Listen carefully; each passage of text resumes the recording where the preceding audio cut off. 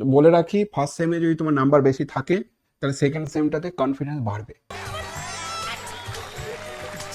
First সেমে যদি তোমার কোনো কারণবশত সাপ্লি হয়ে যায়, ফার্স্ট সেমে তোমার যদি নাম্বার কমে যায়, তো সেকেন্ড সেমে তুমি কনফিডেন্সই আনতে পারবে না। মনে হবে যে স্যার সেকেন্ড সেমের সিলেবাসটা হঠাৎ করে একটু কঠিনও হয়ে গেল। কঠিন হলো মানে সেকেন্ড সেমে অ্যালজেব্রা আছে, তো অ্যালজেব্রা আছে, তার সঙ্গে সঙ্গে অনেকগুলো অ্যালজেব্রা, বেসিক অ্যালজেব্রা আছে, কিন্তু বেসিক অ্যালজেব্রা অনেকগুলো, কি কি, একটা ক্লাসিক্যাল অ্যালজেব্রা, তারপর তোমার হচ্ছে অ্যাবস্ট্রাক্ট অ্যালজেব্রা, লিনিয়ার অ্যালজেব্রা, তিনটে অ্যালজেব্রা সেমিস্টার টুতে আছে।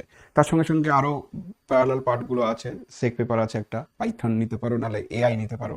এছাড়া আইডিসি পেপারগুলো আছে, আরও বেশ মাইনরটা তো আছেই, সেগুলো তো পড়তেই হবে। তো বেসিক অ্যালজেব্রাটাও কম্পালসারি সবার জন্য।